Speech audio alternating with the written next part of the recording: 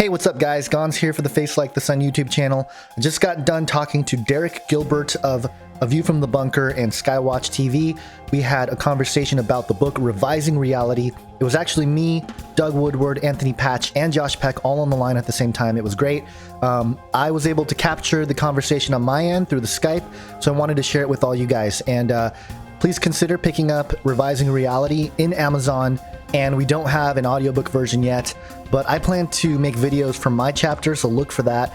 In the meantime, this is a great conversation. It only scratches at the surface of what we really dive into in the book, but it's something that I think people can, listen to, a 45-minute conversation that talks about some of these issues. So check it out. Make sure to subscribe to the Face Like the Sun YouTube channel, and I appreciate all you guys who have been supporting me financially, spiritually, with prayer, everything else.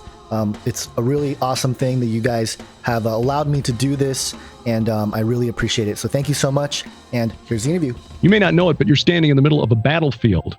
Today, we hope to bring you some intelligence from behind enemy lines. Welcome to A View from the Bunker. I'm Derek Gilbert. Thank you for listening, vftv.net, watching at youtube.com/Derek Gilbert. This is unprecedented on A View from the Bunker, at least in this format. In years past, we've had the opportunity to hold some roundtable discussions at prophecy conferences. This one we're doing virtually through Skype, and we're praying for lots and lots of internet bandwidth over the next hour or so as we bring you the four co-authors of a brand new book, Revising Reality, A Biblical Look into the Cosmos, Volume 1.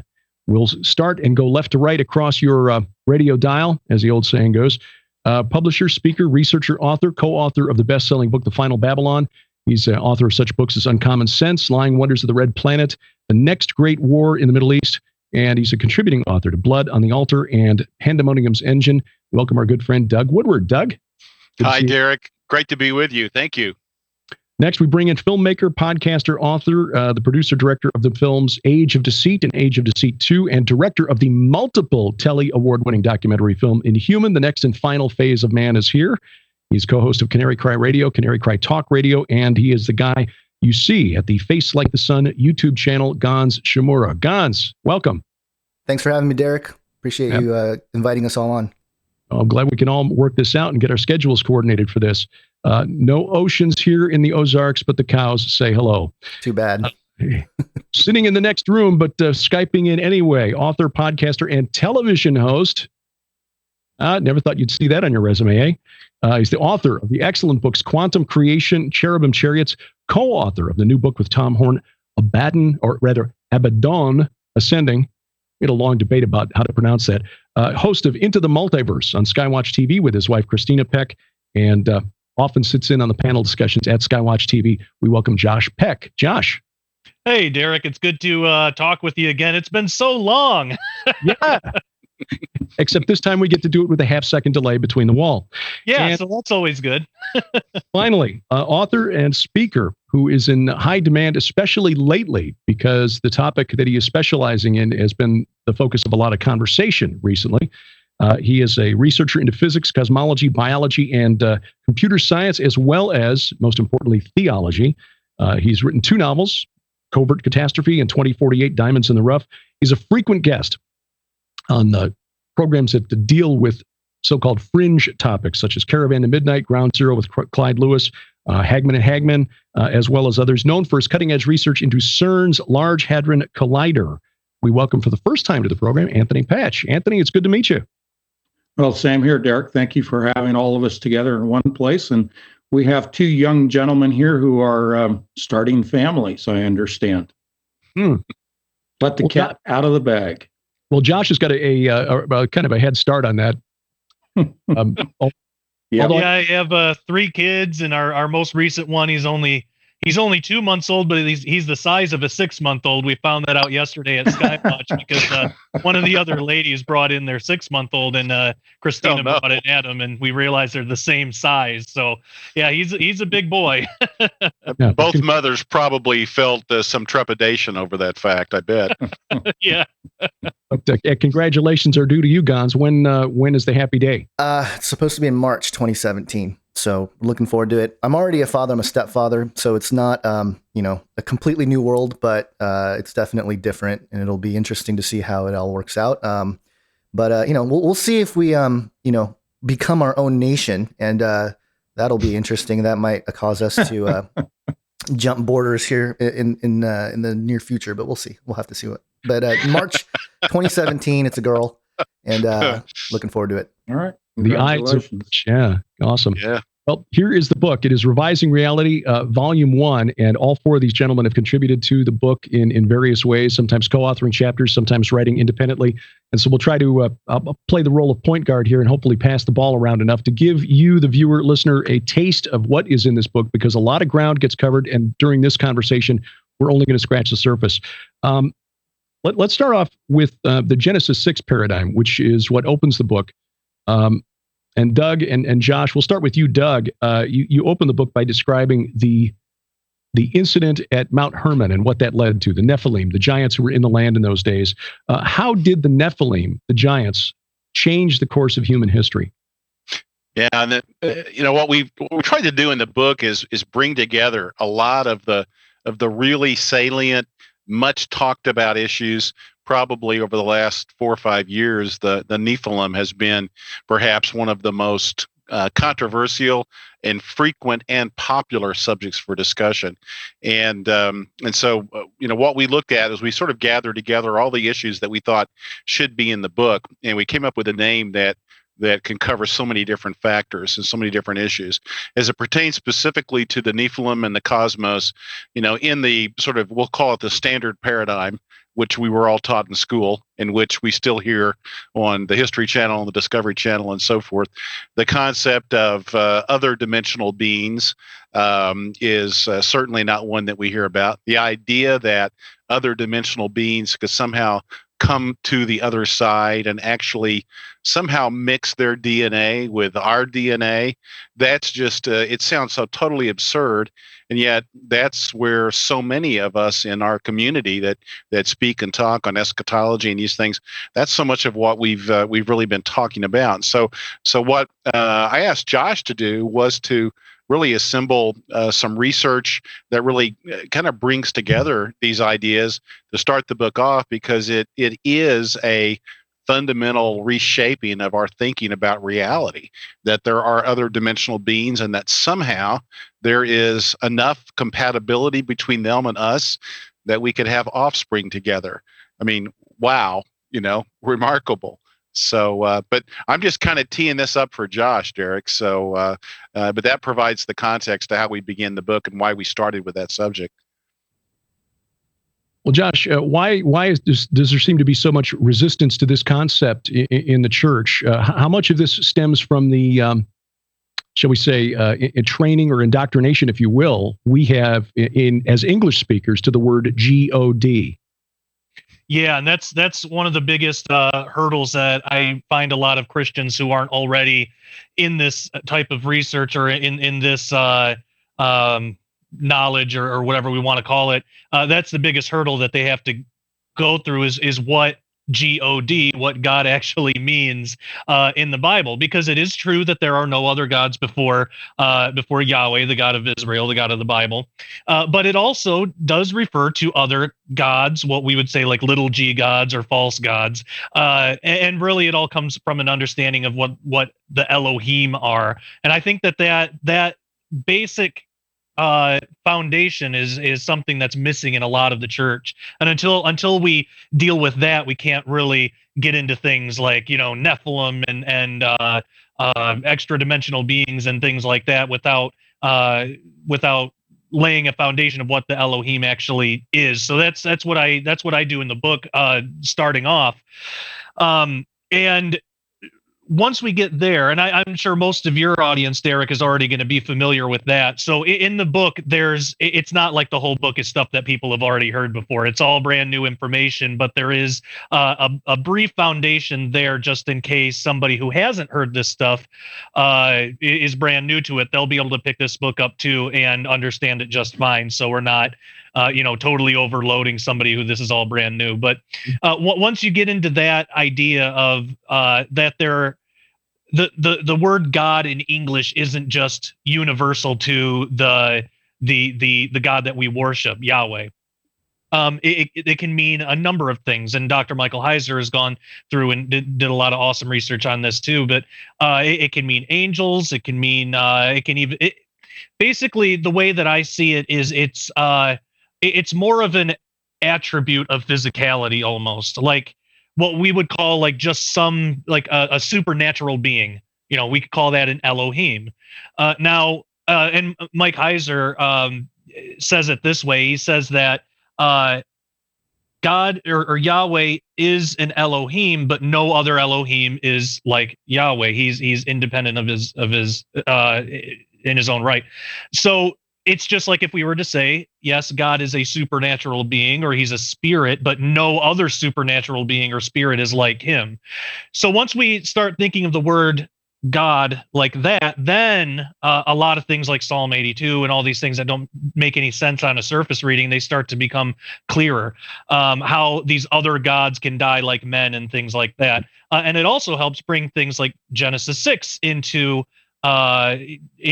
more focus. And I think it's in dealing with this God issue of why some people believe that Genesis 6 is just talking about, like the descendants of Cain and the descendants of Seth commingling, and that's all it was. There wasn't anything supernatural, the Sethite theory, which in my opinion it just doesn't hold any water.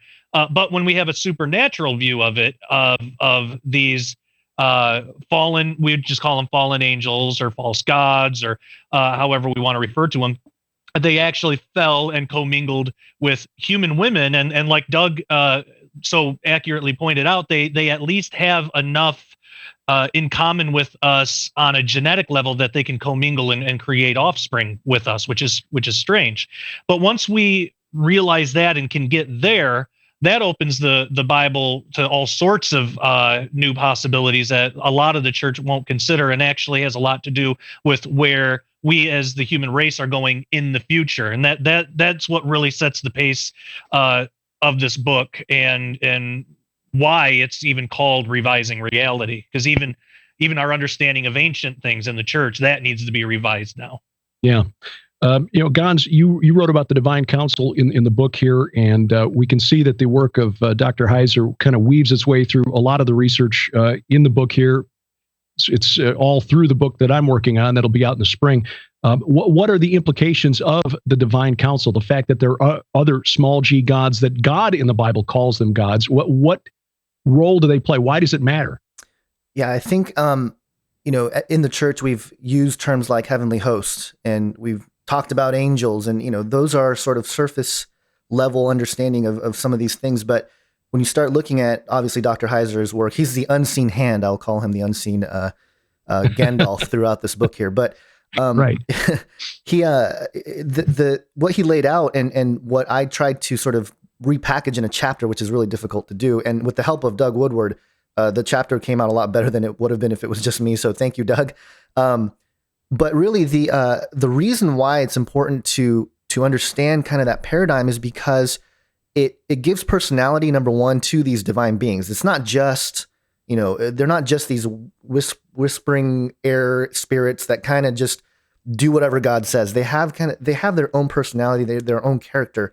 And and that's something that I think we overlook or we just don't consider. But then also the rebellion from within that has everything to do with God's acting in the Old Testament and why Jesus even came, and everything related to the gospel. It all sort of none of it changes per se, but there's a deeper level of understanding that really puts these bigger issues of what we're looking at into the right context biblically, and realizing that, wow, the Bible really has been saying this kind of stuff all along, even with the new science that is being discovered.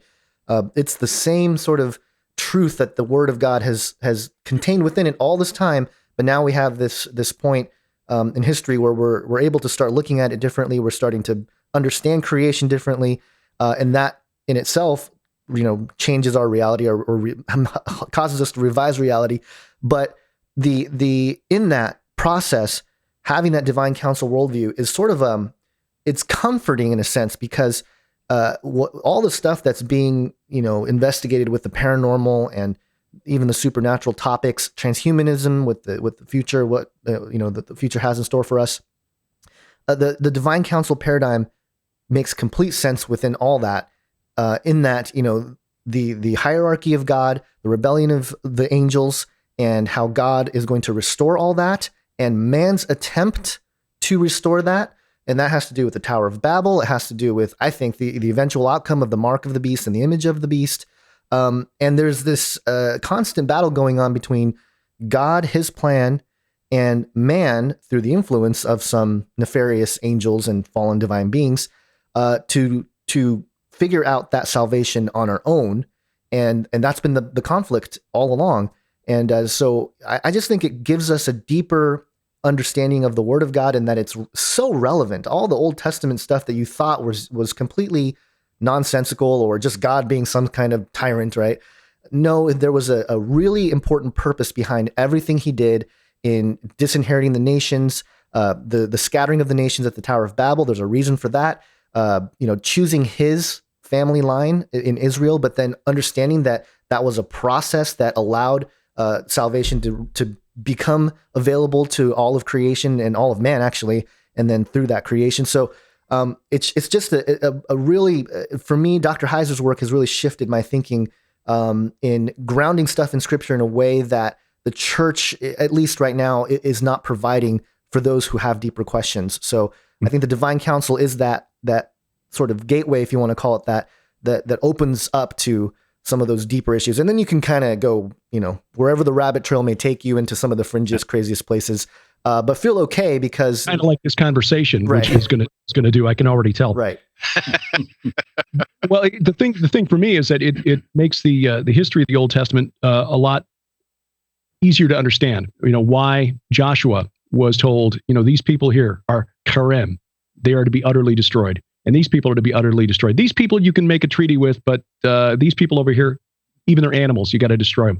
Why? And that's what the divine council concept, when you understand it, explains, that those people who were designated for Karem or put under the ban were totally sold out to these fallen entities, these fallen angels that God calls gods. And that in Psalm 82, when he pronounces judgment, says there's a day coming when those gods are going to die, which is kind of amazing when you think about it. And that's really what's motivated my research for the book that's coming out in the spring, looking at the historical evidence for these spiritual encounters. And that's where I'm going to bring Anthony into the conversation, because you made reference to something that I think is fascinating, because I found some historical links between certain people in the ancient Near East and the golden age of Kronos, which you make reference to in your work. So this is where we go from the historical, the mythical, the legendary, to cutting edge science. How do we get from the ancient Near East circa 1500 BC, when the Israelites are basically conquering the land of Canaan, to a discussion of the golden age of Kronos, which of course is Greek mythology, into cutting edge physics and science and the research at the Large Hadron Collider in Geneva, Switzerland? Well, the central point is Saturn itself and the worship of the black sun. Kronos being the original sun in the mythos of Saturn and Earth traveling along with Mars through the cosmos, and then electromagnetically being attracted by the sun into its present location.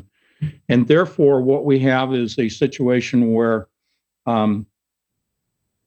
what you might consider the previous Garden of Eden, not God's creation of the Garden of Eden, but more in keeping with the myth of the Garden of Eden as having existed on Earth, because it was enveloped in what is known as a plasma envelope surrounding both Saturn, Earth, and Mars at the same time. Now, this is the story. This is not biblical, but this is a storyline that is put forth. Those that practice the worship of the black sun, specifically Saturn itself, and the black cube, as we see represented throughout our planet in today's culture, they believe that their leadership, that these gods emanated from Saturn itself, and that perhaps even to this day, That leadership resides within Saturn, effectively imprisoned within Saturn. A lot of this is conjecture. A lot of this is putting pieces together. I'm not a practitioner of the black arts, so I don't know the details of all of this. And I don't choose to, but I know enough of it by just looking at the history, in particular in recent time with the Nazis, their worship of the black sun, and even into contemporary time, the worship of the black cube. And therefore, it begs the question, why is Saturn so important to people, particularly in the world of science, specifically in physics, so important to them today? And that's really one of the rabbit holes that I went down. And it sounds completely bizarre to think that we have any relationship to Saturn as human beings and as the planet Earth. But there is a model of the universe known as the electric model of the universe, put forth by the Thunderbolts Project, by those scientists and researchers. And in that, the planets themselves are all electrically connected. There's more to it than this, but there is an electrical connection that presently exists between all of the planets and the Earth and the Sun. What one of the goals at CERN is to enhance that electrical connection, utilizing technology, specifically the collider, to enhance that electrical connection between the planet Earth and Saturn itself, to enhance that line of communication with these entities that, in their mythos and their belief, reside or are imprisoned within Saturn itself. Again, extremely bizarre to even think of this, but you may want to go to Troy McLaughlin's work and see more of that on the Golden Age of Kronos. Now, the Golden Age of Kronos, according to the Greeks, was an age when mankind enjoyed a life of ease and plenty, didn't have to work for everything because the ground just produced it automatically. Kronos, of course, replaced his father, and in turn, Kronos was then, let's see, Kronos, who was the predecessor to Kronos, was... Oh, well, you're testing our mythology recollection now. I should remember this. Yes, well, there is the issue of Kronos killing and eating his son. You know, that may be part of what you're thinking about, because that's supposedly, was part of the Kronos mythology. Well, he castrated his father because his father was not being very nice to his mother Gaia, who was mother who Kronos was the king of the Titans, basically, and then eventually he was replaced because of a prophecy that he would be deposed by his children, and so he swallowed his children, but a stone was substituted for Zeus, and Zeus wound up then deposing Kronos and sending him down to Tartarus with the rest of the Titans after the war, the Titanomachy. In Roman legend, it was similar. Saturn was said to have emigrated to Italy after being deposed in Greece by Zeus or Jupiter. Right. Yeah, yep. And so you've got one thing to keep in mind is that these myths are actually portraying what is being observed in the heavens physically. Yeah. And so you see the birth of Jupiter from Saturn. And so these demigods, these human forms, if you will, are attached to what is really taking place in the heavens. And these are observations of plasma discharges, for example, that are recorded on hieroglyphics and stone carvings on our planet by virtually every culture simultaneously. So really what we're seeing is just humans trying to understand and to put some context to what they're seeing in the heavens, because Saturn was much closer to Earth at one point and was in direct alignment with Earth and in closer proximity, and having this more enhanced electrical connection by way of what are known as Birkeland currents. So what is going on now is trying to reproduce that golden age that occurred when that close proximity existed. It was Uranus, by the way. I finally remembered. Uranus. In the Greek mythology. And you even knew how to pronounce it. That's amazing. Yeah, well, the old joke's been overdone. But that is actually draws from an older myth that comes from the Hurrian culture, which was the northern Mesopotamians, where the gods were Anu instead of Uranus. It was Kumarbi instead of Kronos, and it was not Enlil, but the storm god Teshub, that we would know as Baal. in Canaanite mythology, and that goes back further to Sumerian myth, with the sky god replaced by a younger god, replaced by Enlil, the chief of the Sumerian pantheon. So this goes all the way back to immediate post-flood time. But the goal then, Anthony, if I understand it, is that we've got this memory that is being preserved by these secret societies, these occultists, of a day in which the Titans ruled the world, which was the golden age, and they're trying to recreate this through cutting edge technology and reproducing the conditions that existed, they think, when Saturn was closer to Earth and was electrically connected to Earth. By the way, was Arthur C. Clarke on board with this idea? Because the original, his novel, 2001: A Space Odyssey, it wasn't Jupiter. It was Saturn. That is correct. That is correct. And the black obelisk, if you will, from his book was a rectangle, when in fact what he wanted to present was the black cube of Saturn, which is in the center of the gaseous body of the planet itself. But he couldn't come right out and reveal everything he knew. Now, there was an interview I had with Doug Hagman not long ago in which we revisited the cube, and he made the statement that he had contacted some of his intelligence community contacts, and one gentleman in particular, when he brought up the black cube, said, "You don't know what you're talking about, Doug." And he said, "That's right, I don't," relative to the cube. And he said, "Let me explain to you that everyone at the higher echelons in the intelligence communities know all about the black cube of Saturn." Really? Yes. What you point out also, Derek, is this unity that runs through all these mythologies, and one of the things that we break ground on it and go into it to some extent, and in Anthony's chapters, really he goes into it and talks about the I guess you'd say the ubiquity, the pervasiveness of the black cube in world religions today. Even surprisingly, Islam, with a Kaaba in Mecca, is a giant black cube, and people, they run around or they walk around in form of rings in the same way that the rings of Saturn move around Saturn. So it is scary and odd.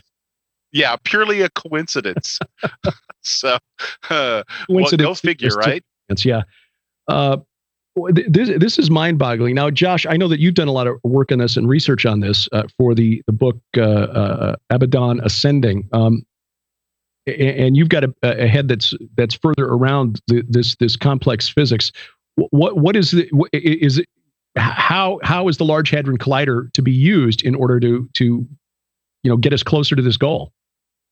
Well, basically, from a physics standpoint, and that's where I took it with me and Tom's book, and I took it from that standpoint in this one too. Is what do the scientists believe? What do they believe they're doing? And I do, and Derek, you and I have talked about this before, but I do believe that 99% of the physicists at CERN have no idea what's going on. I think a lot of them, they just want to know more about the reality of nature, and they're going to work to learn that. But I do believe that there's something behind the scenes pulling the strings for different reasons. And but the way that I've been looking at it is, okay, from a physics standpoint, what is CERN saying, and what might that mean? And we live in a world where a lot of people don't care much about quantum physics because they've been told that it's hard. Yeah, it's hard. You got to be a genius to understand it, and all of that. There's no such thing as having to be smart enough to understand it. It's ultimately quantum physics. It's the study of God's creation. God has a personal relationship with each of us. He wants to be accessible to each of us. So anybody can understand it just fine if they're interested in it. But we live in a world where they're told that you got to have a PhD or something to even wrap your head around this stuff, and it's not true. But so being in a world like that's given the people at CERN more liberty to put out things that they're trying to do. And they've even gone on record to say, and it's on their website, they've gone on record to say that they want to open doorways to other dimensions, and they want to measure and explore these other dimensions. They want to send messages into these other dimensions and see if anything comes back. And all that on the surface sounds like conspiracy theory, but until you actually go to the CERN website and it is all laid out. I mean, they actually have a plan on how to do this. So that's kind of where I see like their goals. Now, as I said before, I think a lot of the physicists just think, oh, okay, well, extra dimensions, that's really cool. That's interesting. You know, that's just more about our reality. But I do think that there is a shadow governing body of some sort, and it might be purely spiritual, but I think that there are physical components too, that are setting all this in place towards an eventual goal. And I do think that goal is to bring back some of these false gods, or open a doorway to have some type of communication with them, almost like a repeat of the Tower of Babel, just maybe a different method this time, or maybe the same method, you know, depending what theory one subscribes to. But again, they've gone on record to say that they want to open a portal to explore other dimensions and to communicate. So us as Christians, of course, we have the question, what are they going to be communicating with? It's not God, you know, because if we want to communicate with God, we can just pray to him. And, you know, we don't need technology and portals and all that to do that. And I think Revelation 9 might give us a pretty clear picture of what we could expect if something like that is ever achieved, and other areas of Bible prophecy. So it's kind of a very strange time we're living in, but that. For me, that was one of my personal drives, and why I wanted to be a part of this book is to get the word out, because again, a lot of Christians don't want anything to do with science because they feel it's not compatible with the Bible, even though it absolutely is, or they feel it's too crazy and out there and it's too conspiratorial, even though it's not, because the people in charge of all these things are putting it out there for everybody. I mean, it's fact that they at least are trying to do this, or they think that they're not smart enough, and that's a lie from the enemy. Anybody anybody can get the basics of this stuff. It's just like the Bible. You know, you have regular Christians who go to church every Sunday, and you have biblical scholars, but we're all on the same page, and we all worship the same God. So that's kind of that's been my main motivation throughout the whole process of this book. It's fascinating stuff. And I know, again, for you viewers / listeners, this is a kind of whirlwind tour around the book. So forgive me if you're suffering mental whiplash here, but want to keep this to a manageable length to listen in one sitting and still leave you with some things that will motivate you to actually get the book. Gonz, to you on this one, I want to go to the chapter that you wrote about the transhumanism, which, of course, is a topic that you have covered on Canary Cry Radio, and of course your work on the documentary Inhuman is what really helped win those awards. The role of man-machine hybrids in whatever portal opening takes place. What role will this technology in the transhumanist movement play? Yeah, you know, it's an esoteric concept. It's very strange and bizarre, as Josh said, but it's true that there seems to be some sort of connection between what the elite, or, you know, you can even call it the tech industry, the technocracy that does exist here, what they're trying to do in getting humans to basically merge with a machine element. Just recently, I think we had Sam Harris come out and say, well, this is probably inevitably going to happen. You know, it might not be a good idea, because usually when we have technologies to put into our brains, we want to have all that worked out, but basically we're going to become puppets to whatever system is going to, be injected into our brains. Ray Kurzweil has been on record to say that, he wants to basically connect the internet to our brains. There is definitely a push, a strange, but definite, building to this idea of connecting the mind into this virtual realm. Now, what does that mean in terms of all this crazy stuff with CERN and portals and all that? Is this concept of perhaps whatever these entities may be, these spiritual entities, they need hosts. Now, there's different theories out there about, hey, the alien greys, they're sort of bred in laboratories as physical bodies, but then, some nefarious spirits can inhabit them and that's how they animate. Maybe, I don't know. I don't have hard proof of anything like that, but it's possible. But in that way, in the same way that a believer can be filled with the Holy Spirit, there is also a fallen spirit that has, control, or can have control if you give it access. And I think what they're trying to do is bring a higher arc of maybe, the fallen entities that have, been trapped in the abyss. Their release, as prophesied, might have something to do with that, with, some sort of abominable thing where humanity is part of this, emitting of the fallen demons throughout the earth. And transhumanism, as part of the vehicle, is sort of building the bridge towards the spiritual. CERN is trying to bridge that other side back here. And I think once that connects, then we have this basically a population that might be possessed literally at a very deep level, to a point where the Holy Spirit can't reside. It can't even redeem you anymore. And that's what the disturbing parts about the book of Revelation is, that reading that those who take the mark, those who worship the image of the beast and the dragon, there does not seem to be any kind of redemption for them. There's no, what's the story? I'm totally blanking on the prodigal son. Salvation. Yeah, there's no prodigal son element to those who take the mark. There's not anything that indicates, you know what, actually later on, you understood your mistake, back into the kingdom of God. There doesn't seem to be that. Their torment rises forever and ever. What causes that? What would be so detrimental to humankind that God would say, I can't even redeem you anymore? It has to be something that manipulates our DNA at a genetic level to a certain degree where we're not human anymore. And that ties all into the transhumanist discussion. But it's something that require a personal choice, though. It's not something that can be forced on you against your will. Absolutely. And what you guys have been talking about with the cube and and all that stuff, the conditioning to accept this sort of reality is what we're also looking at and trying to expose, because as I mentioned in the book, and this is something that startled me as I was looking at, portals and all kinds of weird stuff. Disney XD last year when I checked, every cartoon program, not one cartoon program did not have a portal with entities going through it, different worlds, different whatever.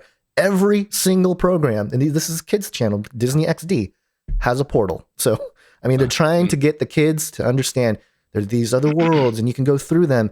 Just recently, Doctor Strange, what's the whole, he where's the key and what does he do? He spins, right? Whatever particle spinning opens a portal, right? So that concept is just being pushed all over the place. And so if you think this is just kind of crazy rhetoric stuff, once you start at least researching it, you'll begin to see it in culture, where it's being taught, but not deliberately, it's being conditioned into the public. So that's another aspect of it that, I think the church needs to realize too, like, hey, we're being conditioned by the media. It's not just entertainment. So when something comes up, then, the reaction of people will be not be, well, how could this be? I can't believe this is happening. Or, this is demonic. The reaction will be, well, oh, sure, of course. It's just a portal opening. We're finally seeing one for real. Right. Derek, I was going to suggest this really tees up an issue that Anthony, I think, could speak to really, really well, which is this surprising connection between particle accelerators, DNA, and teleportation, which we talk about. I mean, we're talking about like Star Trek, and we're talking about DNA and discovering the basics of DNA and particle accelerators. You wouldn't think these things have a connection, but they have a vital connection to the storyline.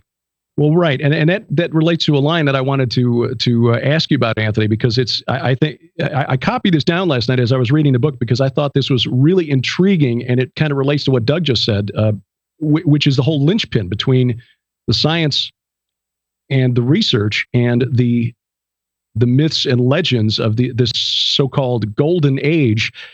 You wrote, "Science at CERN combines what is known by the scientist with what is ventured by the alchemist." What did you mean? Correct. Well, scientists really are nothing more than the alchemists of old. And they've evolved to a higher degree of sophistication, but the same practices are employed. We think of alchemists in terms of turning lead into gold, but it's certainly much more sophisticated than that. This whole process of scientists mimicking what they practiced in the dark, sort of cloistered world of the previous eons is really the obfuscation of hidden knowledge that has been carried on by the secret societies through all of the generations to today and are still being employed today. What I typically say is you cannot separate the physical from the spiritual and vice versa. You are employing physical forces and spiritual forces in this alchemy of modern science. So what Doug was referring to is when we talk about DNA and particle accelerators, you're utilizing particle accelerators to generate what are called hard X-rays. And hard X-rays are used for looking or inferring the structure of our DNA. You know that our human DNA, the genome, was sequenced many years ago. And that sequencing has led to the ability now to digitally model our DNA. So if you take a strand of DNA, you can convert that DNA to ones and zeros, to binary code. You can transmit that code through the cloud, through the internet, and using a sequencer at the receiving end, reconstruct using that code, reconstruct that DNA using the base chemicals of the DNA, the amino acids, if you will, and be able to grow at that remote location a copy of the original. Now, you can do that on Mars if you choose to. So when we talk about teleportation, we're talking about the transmission of digitized DNA, and that is something that will come through this portal as well. So this is mind-numbing. I consider myself a pretty smart fellow, but this is boggling my mind. There are scientists out there who look at this type of research, who look at the attempts by cognitive researchers to construct an artificial intelligence and say this is not going to happen. It can't happen because it's way too complex. Does it matter? How important is it that whether this is technologically possible or not? In other words, is the key point here that something may be within their reach, or is the real important fact here that these people believe it and are luring other people into this false belief? Well, there are two major things taking place when you look at venture capital money. Follow the money for your answer. And in Silicon Valley, in California, the primary funding is going towards defeating death, immortality, and artificial intelligence. And the two are combined. And therefore, you have, utilizing quantum computing, the ability to model the human brain. You've heard of the initiative from the president last year of modeling, mapping the human brain. They now have the ability to create a quantum computer that operates interdimensionally. This is real time. This has been going on for 10 years, interdimensional computing, utilizing quantum computers. But they now have the ability to construct a computer that has the identical components of the human brain. Specifically, when we're talking about the computer, we're talking about quantum bits, qubits, the identical number of qubits that matches the number of what are known as tubulin dimmers within the human neuron.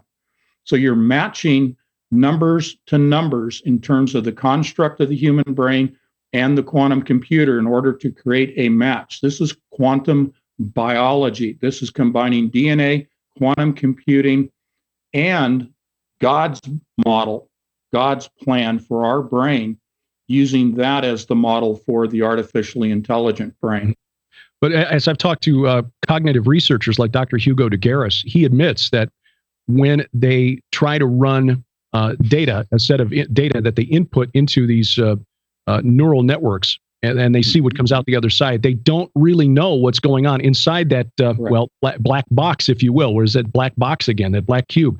And in fact, Sharon, in a presentation a couple of years ago, showed a comic to illustrate this to the people sitting in on our presentation, which were two scientists looking at a whiteboard with a bunch of calculations on one side and a box in the middle, and then the answer on the other side. And the label on the box in the middle was "Magic happens here."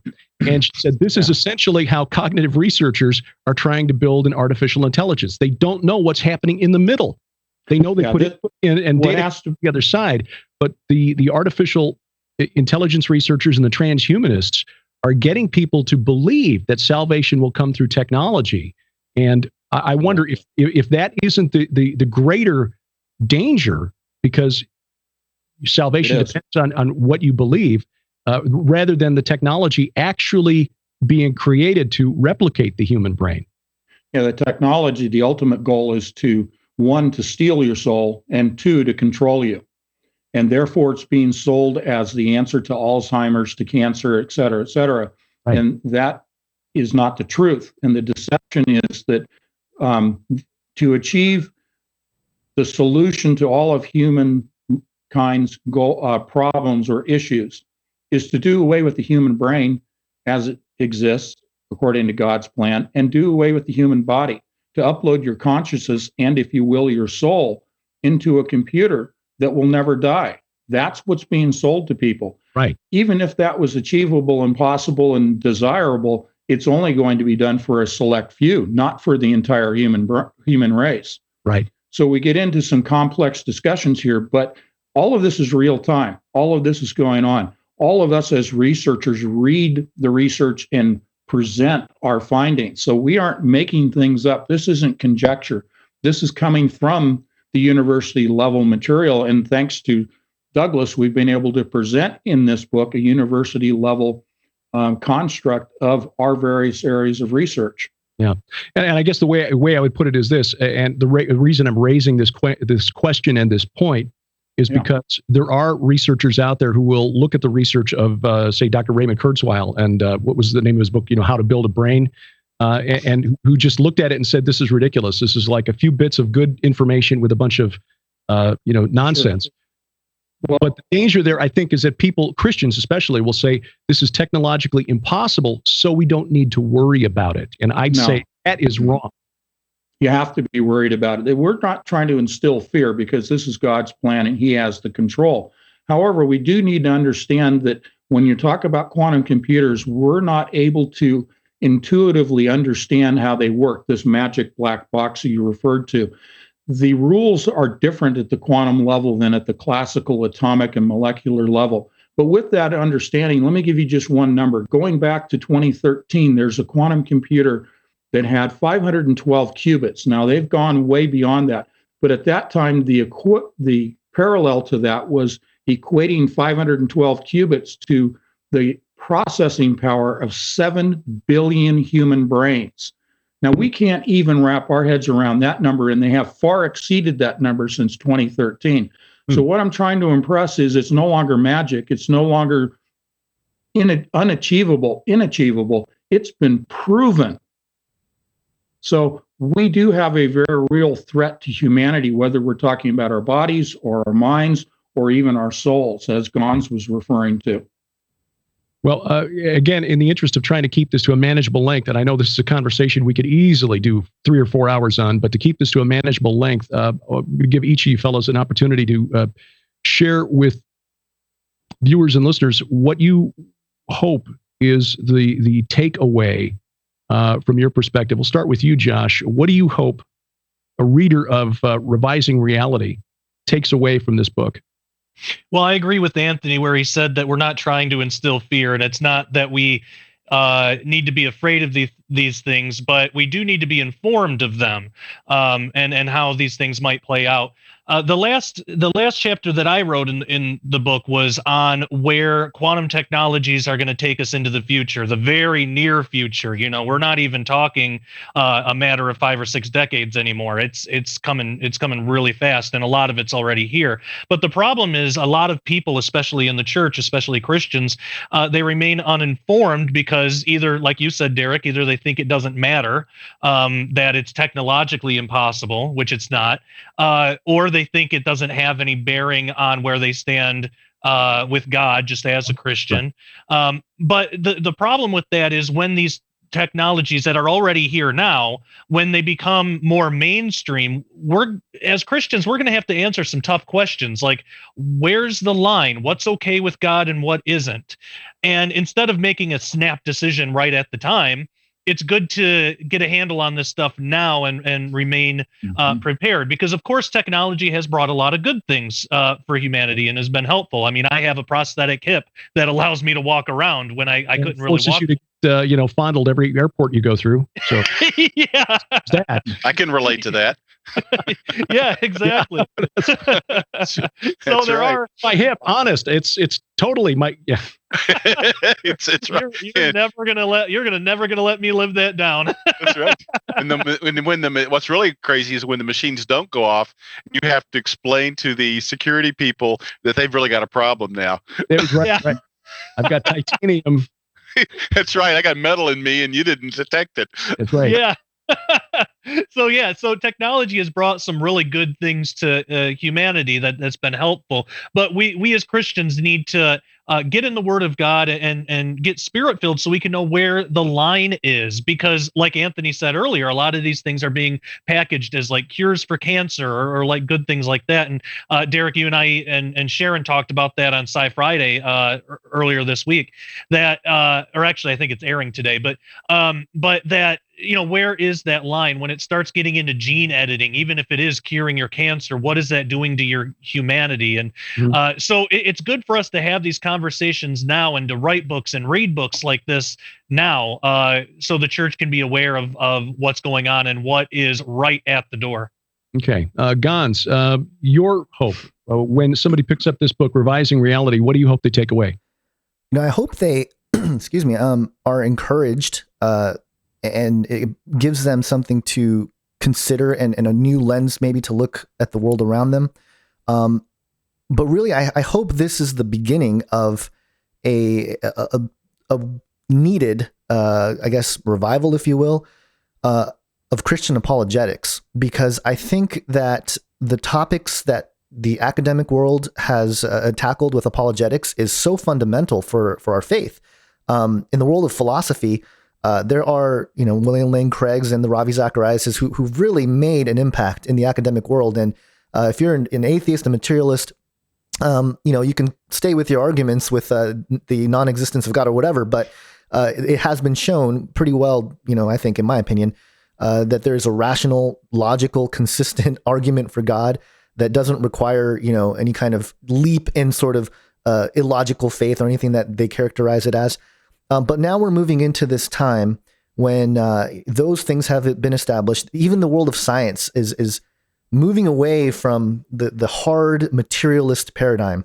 And that vacuum is creating a reawakening of spirituality that is being filled with all kinds of weird, you got new age stuff. You have, I think the dangerous stuff is the one that I think the ones that incorporate a Christian worldview, but, sort of twist it around a little bit to fit kind of their, agenda and that kind of thing. So I think it's going to be really important for us to embark on this intellectually, spiritually, to look at the things that are happening and the things we report in technology, but also, how does this affect your individual everyday, day to day? Well, it already has. We all have iPhones in our pocket, so it already has affected us.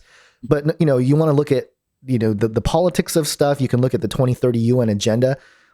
By 2030, they're going to, eliminate poverty. They have all these things in place that they want to do. And one of it is to have identification available for everybody born on this planet. Okay, so just think about that for a second. How would that even work? You would need a large database, and you would need something that can track those individuals.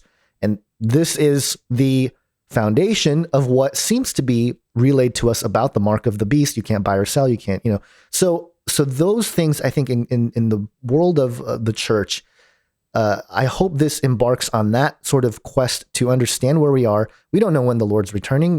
No one knows the day or the hour, but the seasons are changing pretty quickly here, and we live in a very interesting time. And God has put us here, I think, to be watchmen, to stay alert and aware. And I tend to see a lot of infighting, within even the fringe world or the alt world of conspiracy. There's lots of different opinions and views. But as watchmen, as I always use this analogy, if we're on the watchtower and we're bickering at each other and the enemy's coming over the hill, we're going to miss the enemy. So I think we have to sort of unite under Christ and say, you know what, this is the truth, and we can hold on to that truth and have comfort in that. but we have a job to do as part of our purpose for being in this time. So I hope that the book sort of starts that kind of thinking in the church, and just a revival of apologetics in this new sort of the new world, if you want to call it that, the new world agenda here.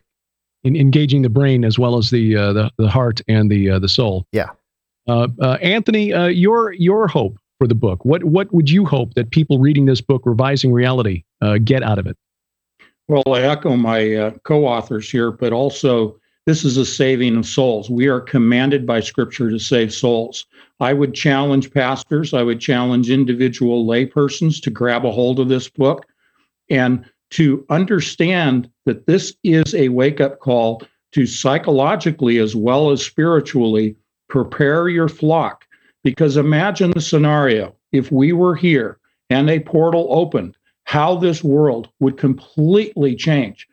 Everything else becomes secondary. Any other agenda item, including the Middle East conflicts that are going on, would take a back seat to this portal opening. So this isn't fear-mongering, but this is preparing your flock. And I hear from a lot of listeners who email me and say, I don't hear any of this in my church.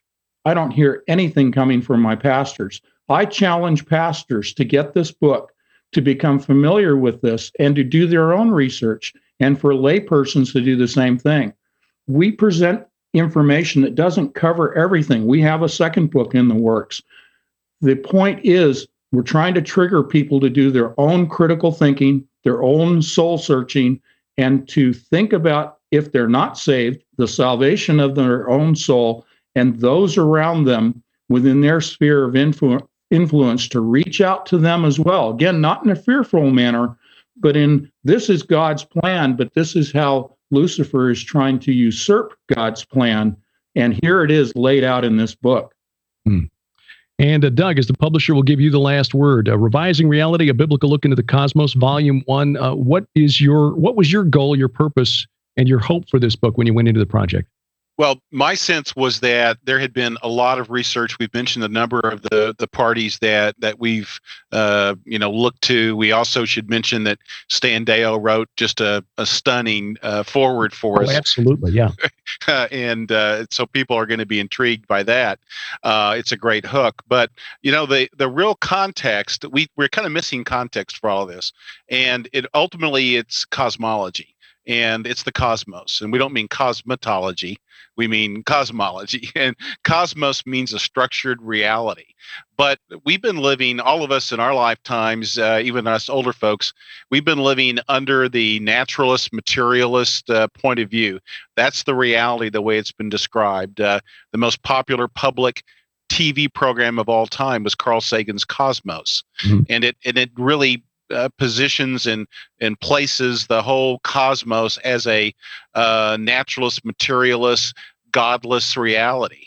And so one of the messages of Revising Reality is that we need to revise our thinking as Christians to realize that, no, the cosmos as described by science of old is not compatible with the biblical idea. There are new great research that's being done by people like a Michael Heiser or whatever that are revising reality. We want folks to understand that that's part of Romans 12, renewing our minds. That we shouldn't be conformed to the way the world thinks, but we should think in context of what the Bible teaches.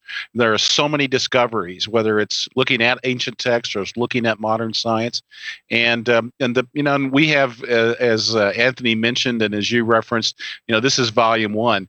The name Revising Reality hints at some of the areas that we need to look at, and we will go to in the next volume, which would be things like the digital world simulation.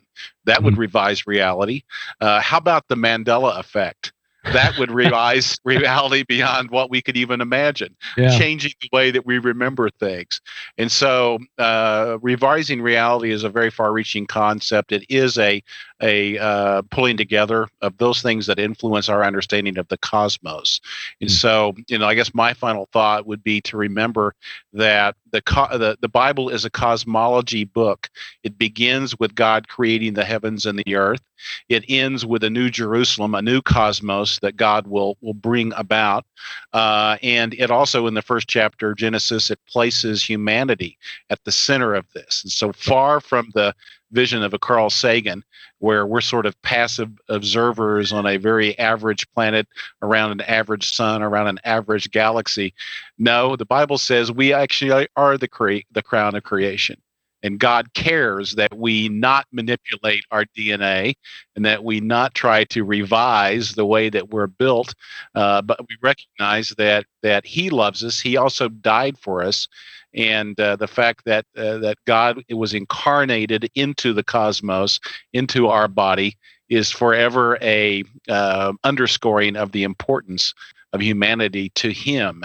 And so I hope that people are supercharged to understand that cosmology is really a very big cornerstone of our ability to conduct spiritual warfare in the days ahead. Yeah.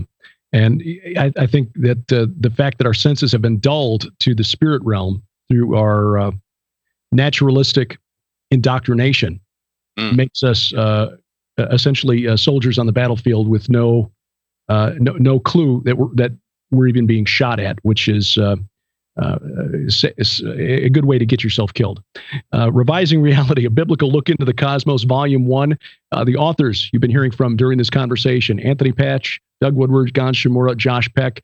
Gentlemen, I know we've only scratched the surface of this, but hopefully that will be enough to whet the appetite of folks who hear or see this. And when you get somebody like Stan Deo, who's excited about the book, you can tell that from his foreword. Paul McGuire calling it mind-blowing. When Paul McGuire says it's mind-blowing, based on some of the stuff that he's written about over the past few years, you know you've done something. Gentlemen, it has been an honor to host this discussion. And Anthony, pleasure to meet you, and hope we can talk again. And I extend that to all of you fellows as we move into the new year. We got the holidays coming up on us, but it looks like with each passing day, it just feels like the time is growing shorter and shorter. So let's get about the King's business while we have the time. Gentlemen, thank you very much for your time. We sure appreciate it. Thanks, Derek. Thank you. Thank you. Derek.